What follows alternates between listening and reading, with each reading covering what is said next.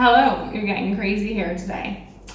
Welcome back to my channel, and if you're new, then a little introduction. This is a place to share stories, adventures, and everything I wish I had known before embarking on them. My name is Trina, and you're watching From Fiji to Here.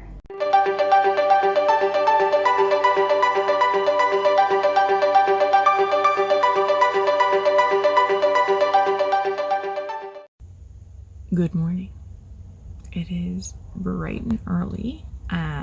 But we are off to do some last minute errands for a very exciting reason. I'm kind of trying to be quiet because I've got the little one sleeping in the back there. Yeah, been a little stressed if you can't tell by my little friend here. But like I said, very exciting reason.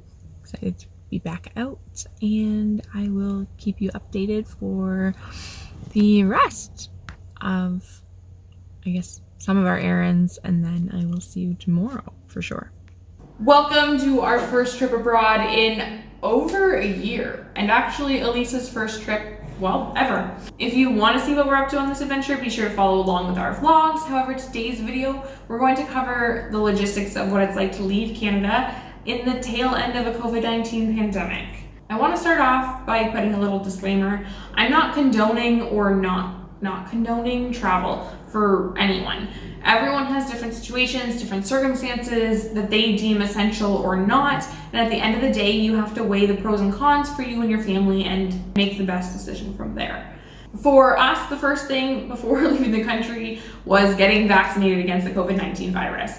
Fully vaccinated, double dosed, which for both of us, meaning my husband and I, as well as kind of Elisa, due to the fact that she's still breastfed, she's receiving the antibodies through her milk. You should look to your local authorities for more information on this, on vaccine eligibility, as well as speaking to your healthcare provider if you do have any questions or concerns on the matter.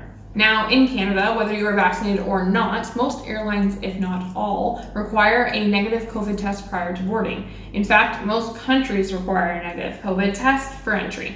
Now, the types and timeframes vary depending on where you're headed, so you want to make sure that you read the details for the entry requirements on where you're going prior to booking your test. There are two most common tests used for testing for COVID-19 travels, and they are a PCR test and an antigen test.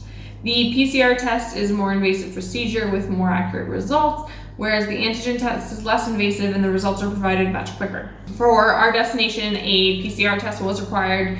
When it comes to timeframes, there's two factors to check. One is if your destination requires testing to be done 48 hours or 72 hours beforehand. And the second thing is to check if the time frame is in regards to before boarding your flight or before arriving in the country. This is a huge key piece to the puzzle. For example, if the requirement is before boarding your flight, then you don't have to worry about flight time, connections, delays. If it's the latter and it is 72 hours or 48 hours before arriving in the country, you do have to take into account how long your flight is, time zones, delays, anything like that is going to affect the time between getting your test done and arriving in your destination.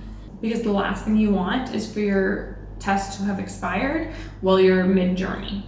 As for where and how to get tested, these facilities are not the same as the ones run by public health, and along with that, they're not covered by provincial health plans.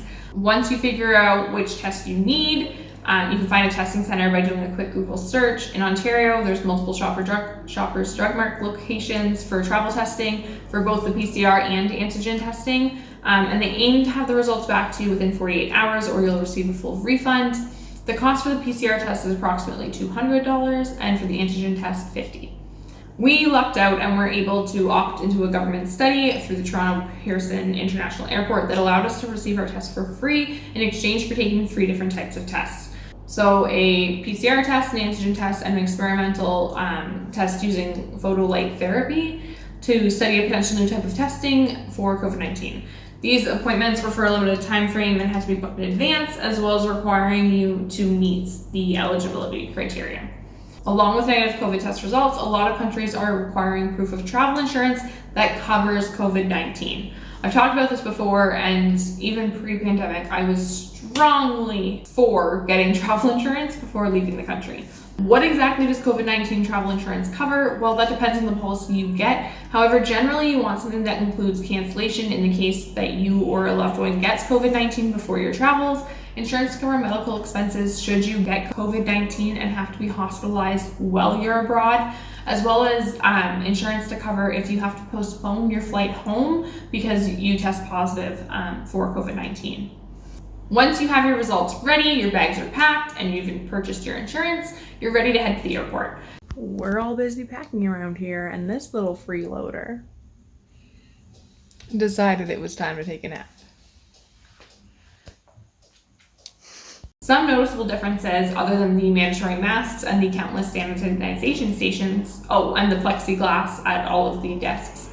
With a decrease of passengers passing through the airport, there's also a decrease in the amount of stores and restaurants open, a decrease in the length of the lines for security, bathrooms, everything pretty much. Oh, and speaking of security, there's actually a station for you to get your temperature checked before you make it through security as well. We flew Air France, and so our experience that we talk about here can only reflect that of the airline, as once on board and the procedures, etc., they all vary by airline.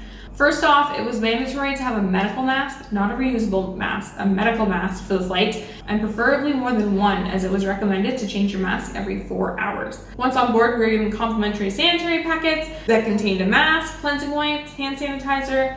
The mask must be worn for the duration of the entire flight, with the exception of meals. And other than that, it was pretty much the same.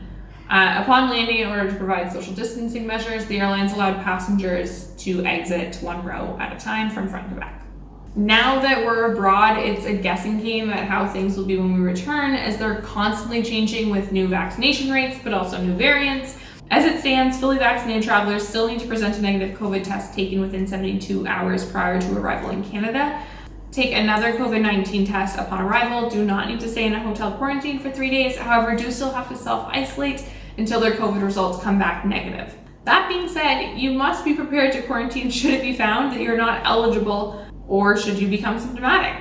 You also have to download the ArriveCan app on your phone, I guess, and fill out the application prior to arrival in Canada, including your quarantine plan, proof of vaccination, and whatnot. I'll link the website down in the description box so you can read all the fine print should you be interested, as well as this is current as of the date that this video is being filmed, and these change quite often.